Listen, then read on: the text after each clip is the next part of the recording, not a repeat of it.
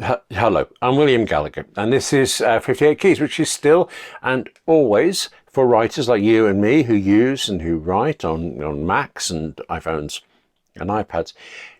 Normally, this is a point where, if you've ever seen this channel before, I would normally be saying, subscribe, because there's so much to talk about. Possibly not this time. I mean, don't unsubscribe. You know, let's not go crazy here. I don't know that this is going to be a typical edition of 58 Keys. I don't know that it's going to give you a flavour of what 58 Keys tries to usually be about. I mean, as well as don't subscribe. I'm never going to, stop anyone subscribing. And actually, I'm certain I can hear the sound when you click on that bell icon too. It just rings out. It's very, very. This is different, this edition, because rather than doing perhaps the usual thing of recommending this writing app or that service, certainly rather than hoping to show you something specific to do in your writing or for your writing business, in this 58 Keys, what I would like to do is suggest something short and simple, actually, that I believe has helped my writing, and so I think might help yours as well. I know we're different writers, but we're both writers, and there's an overlap at least a lot. What I want to do is suggest that you change all of your technology. Wait. I do not mean switch to Android and Windows. I mean, who has the time and the patience? You do save money. Anyway, I mean, change everything that you can without spending any cash. Just because it's on my mind.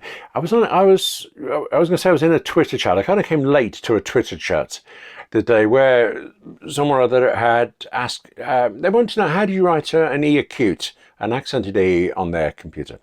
Mac users in the thread said, if it's a Mac that you've got, well, you hold down the Option key, tap E, done. PC users in the thread said, well, obviously you've got a PC, so you should know that you have to hold down one of the two Alt keys, not sure if it's either, but yeah, and type a 3 or might have been 4-digit code that obviously corresponds to the ASCII code for any. I'm going to stick to the Mac. I'm not changing that much for it, but okay, anyway, sorry. Back. Changing technology. How about this? Let me tell you the idea I've got, and then let me tell you why I think it's useful. Let me tell you what I'm thinking about it, and that way, well, you can just get out of here quicker. If you look at it and you listen to this and you think, nah, no use to me at all, well, hopefully catch you next time. But this is it. Say you tend to write in Microsoft Word. Please write the next thing you can in Apple's Pages, or vice versa. It's not the app that counts, it's the changing of the app. So Word to Pages, Pages to Word, IA Writer to Drafts, Author to Scrivener, Evernote to Apple Notes, anything at all, any change at all. It might actually be that you find an app you like better, and of those I just rattled off, I do particularly recommend Pages and Scrivener and Drafts for different things. But again, not the point. This isn't change for the sake of getting rid of one app and learning another one. It's for the same reason that, well, let's say you won't do that. You are soldered to Microsoft Word and you will never leave it for any of the better alternatives that don't crash on you all the time. Okay, well, it's your choice. For the next thing you write in Word, please change the font. I mean, keep it something readable. Let's not, be silly here, but change it to something else, anything else. I once had someone in a workshop of mine send me a short story that was written like this. Let me be clear, that's not the real example. I couldn't show you someone else's writing from a workshop, and actually I don't quite remember which specific font she used, but it looked like this. It was pretty much like this, and quite naturally, really, I suppose, she argued that's what she likes. This is her style. And I argued that if you strip out the fancy font, you can now see all of the several typing mistakes. In this case, that change, the style of the lettering obscured actual typing mistakes, and they were revealed by the change.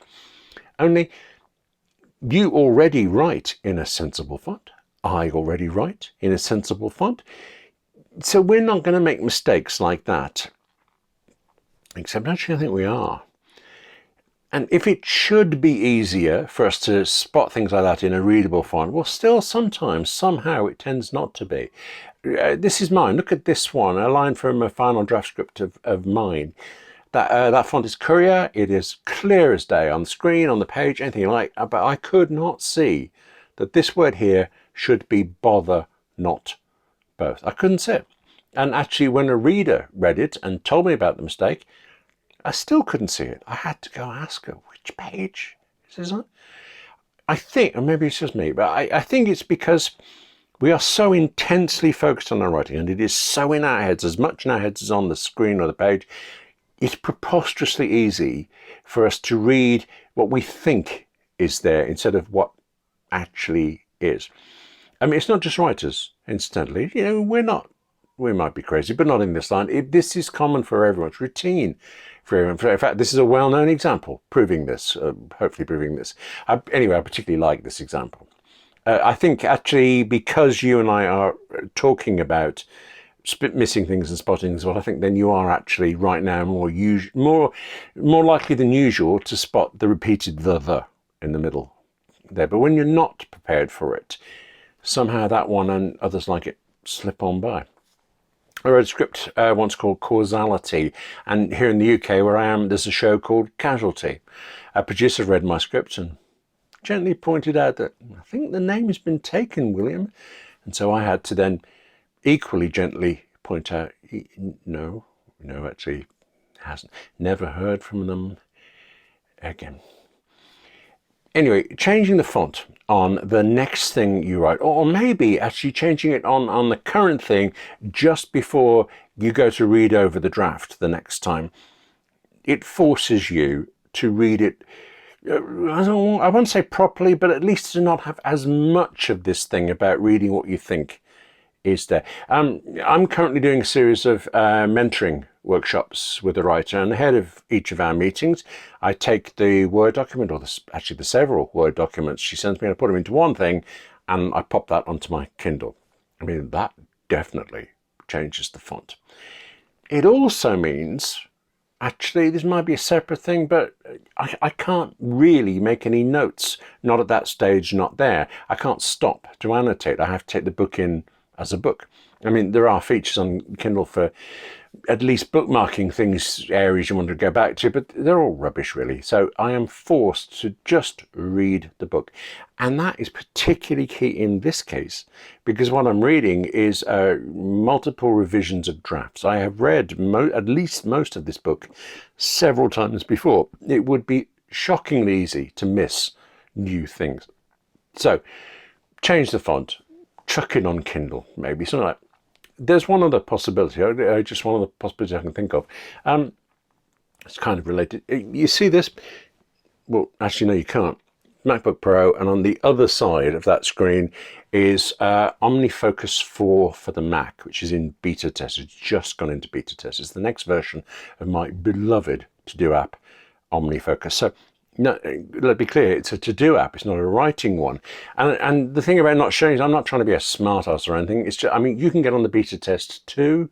I wouldn't unless you're already an OmniFocus user, because beta tests change, they break and things. I'd rather you saw it in all its glory whenever it comes out, but I'll put a link to join the beta test below. And when you're on any beta test, OmniFocus or anywhere else, part of it is that you promise not to show anyone. It's a work in progress. It's like showing your early drafts or something.